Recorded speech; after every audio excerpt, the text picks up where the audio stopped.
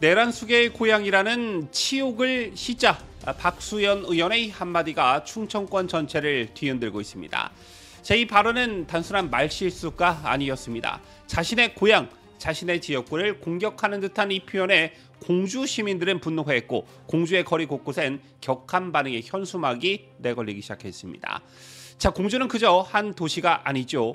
백제의 옛 도읍이자 충절의 상징 그리고 유교 문화의 본산으로서 충청권 전체의 자존심입니다. 그 공주를 두고 그것도 공주를 대표한다는 국회의원이 내란숙의 고향이라는 표현을 썼다는 것, 이건 공주 시민 개인 한 사람을 향한 비난이 아니라 집단적인 정체성에 대한 부정으로 받아들여졌고, 이것이야말로 이 사태가 단순한 해프닝이 아닌 정치적 중대 사건으로 확산된 이유입니다. 제2 사안은 단지 박수현 개인의 실언에 그치지 않는데요. 민주당의 정체성과 이재명 후보의 리더십, 충청권 유권자들의 정서와 자존심, 그리고 대한민국 정치 문화의 수준이 모두 검증대에 오르는 그런 사건입니다. 과연 박수현 의원의 이 발언은 단순한 실수였을까요? 아니면 의도된 정치적 전략이었을까요? 자, 공주는 왜 이렇게 분노했으며 민주당은 왜 침묵하는 것일까요? 오늘 뉴스 데일리 베스트에서는 그 전말을 깊게 짚어보도록 하겠습니다.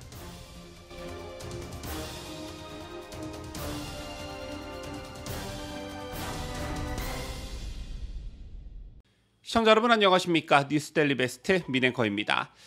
더불어민주당 이재명 후보의 선대위 공보단 수석 부단장인 박수현 의원이 자신의 지역구인 충남 공주를 내란숙의 고향이라고 표현한 SNS 발언이 큰 논란을 일으키고 있습니다.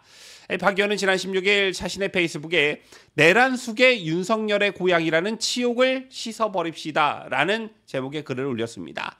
그는 이 글에서 윤석열 대통령이 지난 대선 당시 공주를 찾아 공주의 아들을 자처하며 지지를 호소했던 장면을 언급했는데요. 특히 작년 12월 2일 비상계엄 선포가 터지기 하루 전날 공주를 찾아 공주의 아들 윤석열입니다 라고 말했다면서 속으로는 비상계엄만 생각하고 있었으면서 겉으로는 공주의 아들 운운하며 위장쇼를 벌였다, 공주 시민을 위장막으로 사용했다는 것이 박수현의 주장입니다.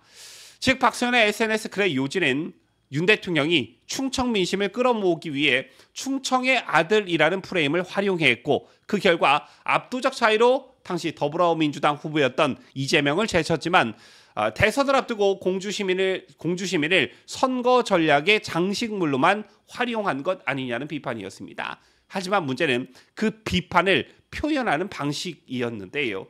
내란숙의 윤석열의 고향이라는 치욕, 우리가 당한 모욕, 이재명이 우리의 수건이 될 것 등의 감정적인 표현은 공주 시민 전체를 부정적인 이미지에 끌어들였고, 차이는 곧바로 공분을 샀습니다. 공주 시민들의 반응은 즉각적이고 강력했습니다. 시내 금강변, 신관동, 옥룡동, 금성동 등 곳곳에서는 박수현 망언으로 공주 시민들은 모욕스럽고 치가 떨린다, 공주를 내란숙의 고향으로 만든 박수현은 사죄하라는 문구의 현수막이 내걸렸고, 공주시 숙모회의와 향교 등 지역 유림 지도부도 강하게 반발하고 나섰습니다. 국민의힘 충남도당 김영석 위원장과 소속 시도의원들도 기자회견을 열고 박수현 의원의 사과와 의원직 사퇴를 요구했는데요. 그들은 550만 충청인을 역적 취급한 발언이며 정치인의 금도를 넘은 망언이라고 강도 높게 비판했습니다. 공주시 측은 관련 현수막에 대해서 선관위가 문제없다는 유권 해석을 내렸음에도 불구하고 대거 철거 조치를 단행했는데요. 공주시에 따르면 해당 현수막은 공주 유림 명의로 게시됐지만 박수현 측은 이를 유령단체 소행으로 규정하며 공주시에 직접 철거를 요청한 것으로도 알려졌습니다. 자, 그러나 공주시 숙모회와 공주 향교 등 지역 유림 지도부는 유령단체가 아니라 실존단체이며 사전선관위 질의를 통해 현수막 내용이 적법하다는 유권 해석을 받았다고 반박했습니다. 특히 이들은 박 의원 측과의 문자 메시지 내용, 현수막 문구 사전 검토 과정까지 증거로 제시하면서 시의 일방적인 철거를 정치적 탄압으로 규정하기도 했습니다. 시민들은 철거 과정에서 행정의 정치적 중립성마저 훼손됐다며 강한 반발을 나타내고 있는 상황입니다. 자, 여러분들 과거 사례를 돌아보면요. 지역 비하나 특정 계층, 성별에 대한 부주의한 발언은 선거에 치명적인 악재로 작용해 왔습니다. 대표적으로 2007년 대선 당시 대통합 민주신당 정동영 후보는 한 언론 인터뷰에서 60세 이상은 투표 안 했으면 좋겠다라는 취지의 발언을 했다가 거센 역풍에 직면했죠. 해당 발언은 노인 폄하 논란으로 확산됐고 당시 보수 성향 고령층의 전면적 이탈을 초래하며 정 후보가 대선에서 이명박 후보에게 큰 차이로 패배하는데 핵심 원인 중 하나로 꼽히게 됩니다. 선거 막판 지지율 역전에 치명적인 제동이 걸린 사례로 지금까지도 어떤 교훈적인 사례로 회자되고 있지요. 자, 또한 2010년 지방선거에서 서울시장 후보였던 모 인사는 영남 사람은 무조건 보수라는 취지의 발언으로 중도층 이탈을 유도했고 2016년 총선에서는 전라도 사람들은 감정적이라는 표현이 지역 비하 논란으로 이어지면서 해당 후보가 낙선하기도 했습니다. 심지어 2021년 서울시장 보궐선거에서는 박영선 후보가 여성 유권자들을 향해 여성들은 본능적으로 민주당을 지지한다는 발언을 했다가 오히려 여성 표심이 이탈하는 계기가 되었다는 분석도 있습니다.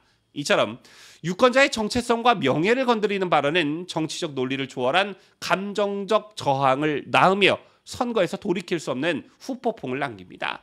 이러한 역사를 누구보다 잘 아는 정치인이 고향인 공주를 두고 내란숙의 고향이라는 표현을 직접 썼다는 것은 해명이 더 큰 분노를 유발할 수 있는 그런 요소인데요.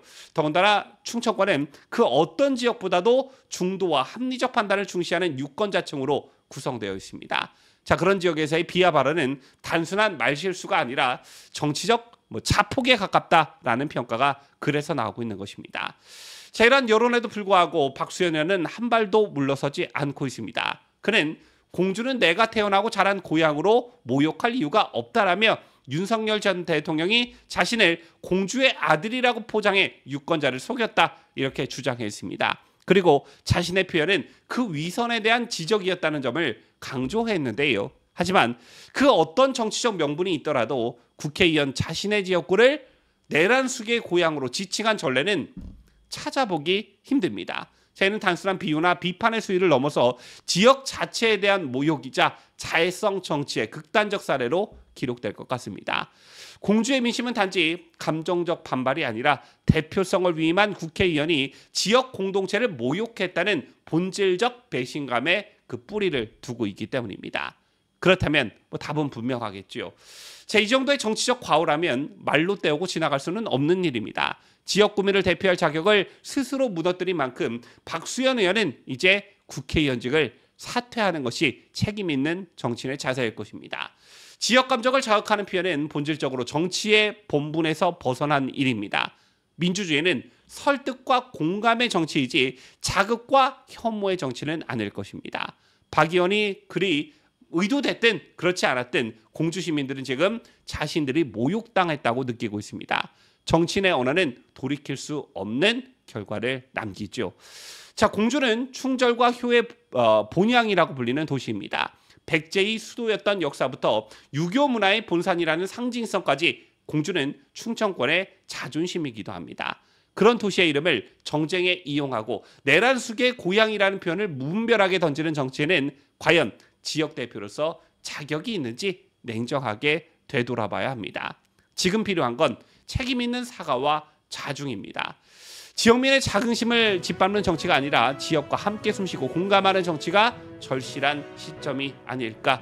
박수현에게는 그런 게 필요하지 않을까 싶습니다. 지금까지 저는 자유대한민국을 소화하는 뉴스데일리 베스트 민앵커였습니다.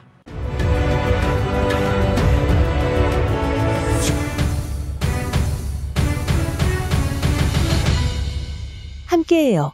뉴스데일리 베스트.